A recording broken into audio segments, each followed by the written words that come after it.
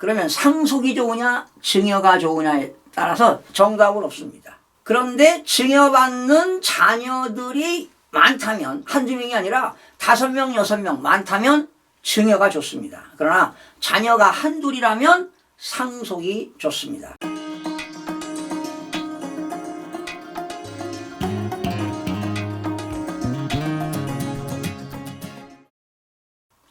시청자 여러분 안녕하세요. 김동수입니다. 이 시간에도 상속세를 좀 소개해 드리겠습니다. 여러분 부모로부터 그 상속받은 주택은 어떻게 가격이 결정될까요?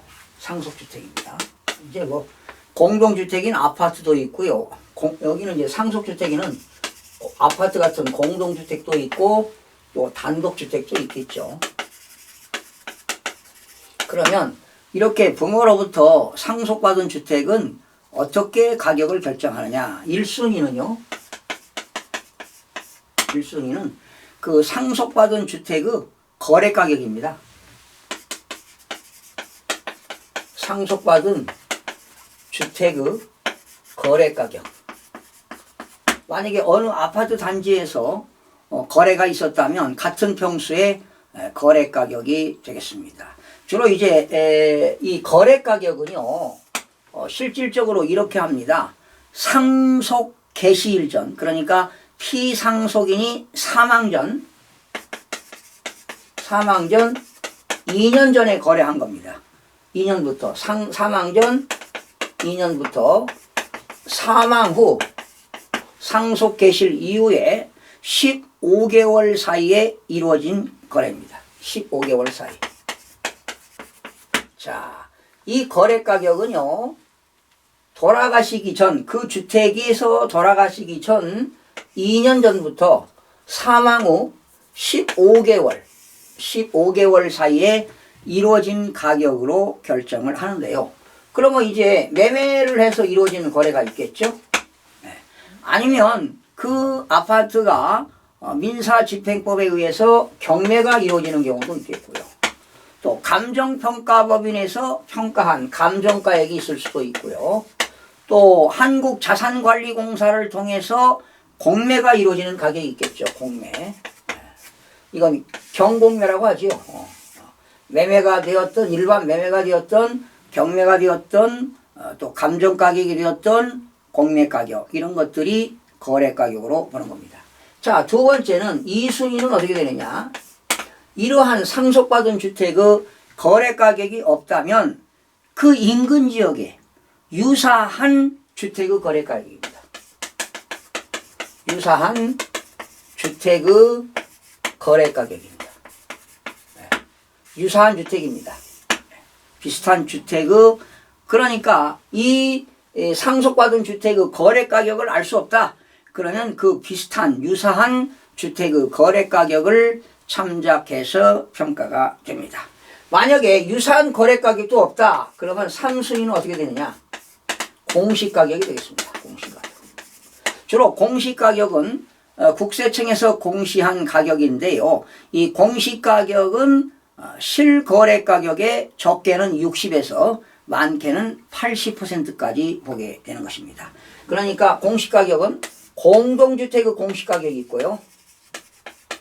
공동주택의 공시가격이 있고, 또 단독주택, 개별주택이죠. 단독주택은 개별 공시가격이 있습니다. 단독주택은 개별 공시가격이 있다. 개별주택 공시가격이 있다. 이렇게 됩니다. 다시요. 원칙 1순위는 주택의 거래가격이 되겠고, 2순위는 거래가격이 없다면 그 유사한 주택의 거래가격이 되겠고, 유사한 주택의 거래가격도 없다. 그러면 공시가격이 되겠습니다. 공동주택은 공동주택 공시가격이 되겠고, 단독주택은 개별주택 공시가격이 되겠습니다. 자, 그런데 상속받은 주택에 대해서 누가 상속을 받느냐에 따라서 달라지는데요. 여기 보세요. 만약에 주택가격이 10억이다. 그런데 이거를 배우자와 자녀가 있습니다. 배우자도 있고 자녀가 있다면 배우자는 1.5를 갖고 자녀는 1이니까 2.5분의 1.5, 즉 2.5분의 1.5가 되겠고 2.5분의 1이니까요. 통분하면 어떻게 됩니까? 5분의 3, 5분의 2가 되겠죠. 그래서 배우자는 60%가 되겠고 자녀는 40%가 되겠죠. 이게 이제 민법상 상속 지분입니다. 상속 지분인데 이때 10억짜리를 만약에 자녀가 상속받았다. 자녀가 상속받았다. 배우자는 안 받았습니다. 자녀가 혼자 받았어요. 그러면 얼마까지 없느냐? 10억 원까지는 세금이 없어요. 10억 원 공제합니다. 이 10억 원 공제는 어떻게 됩니까? 일괄 공제 5억 그리고 배우자 공제가 5억입니다. 그러니까 일괄 공제라고 하는 것은 그냥 기초공제라든가 자녀공제, 미성년자, 연로자 공제, 장애인 공제 합쳐서 5억이 안 될 때 그냥 일괄적으로 5억을 공제합니다. 그냥 기본 공제라고 생각하시면 돼요. 그리고 배우자가 상속을 안 받았으니까 배우자가 상속 지분이 없거나 5억 원 미만일 때 무조건 배우자가 상속 지분이 없거나 5억 원 미만일 때 5억을 공제하니까 자녀가 상속일 때 10억을 다 공제받습니다. 또한 두 번째 역시 배우자가 받아도 배우자가 상속을 받아도 역시 10억까지는 세금이 없습니다. 네, 없어요. 주택가격이 10억일 때 자녀가 받던 배우자가 받던 세금이 없습니다. 그런데 만약에 주택가격이 12억이라고 합시다. 12억 원일 때 자녀가 상속받으면은요 10억 원까지 공제합니다. 10억 원까지는 세금이 없어요. 네. 그런데 배우자가 상속을 받았다. 이 전체를 12억을. 그래도 12억 원 다 공제합니다. 왜 12억이냐? 일괄공제 5억에다가요. 일괄공제 5억에다가 배우자가 상속재산이 12억이니까 곱하기 5분의 3이니까 배우자 상속 법정 상속 지분이 60%예요. 얼마입니까? 7억 2천이잖아요.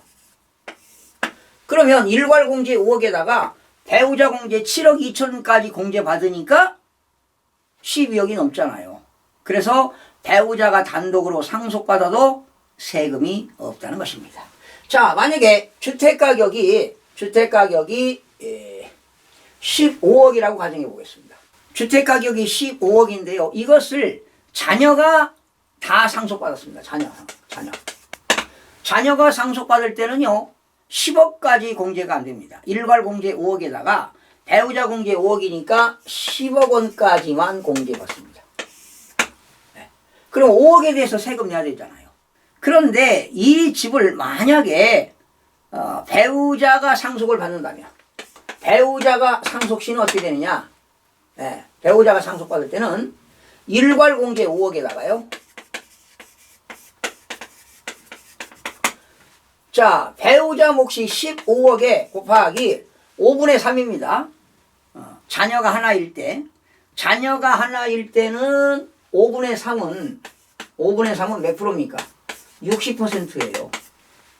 만약에 자녀가 2명이다 그러면 어머니는 7분의 3을 받습니다. 장남 7분의 2, 차남 7분의 2. 이때는 퍼센트로 따지면 어떻게 되느냐? 43%를 받습니다. 어머니가. 그러면 자녀가 한 명일 때 15억에 60%니까 얼마입니까? 9억 원 공제합니다. 9억 원.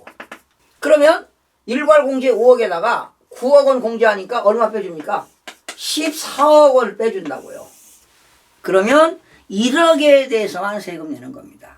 그러니까 아버지가 15억짜리 상속을 남겼다. 그러면 배우자가 상속을 받게 되면 그 집을 그렇다면은 14억 원까지는 세금이 없고 만약에 그 집을 자녀가 상속을 받는다면은 10억 원만 공제해서 5억에 대해서 세금 내야 되고요.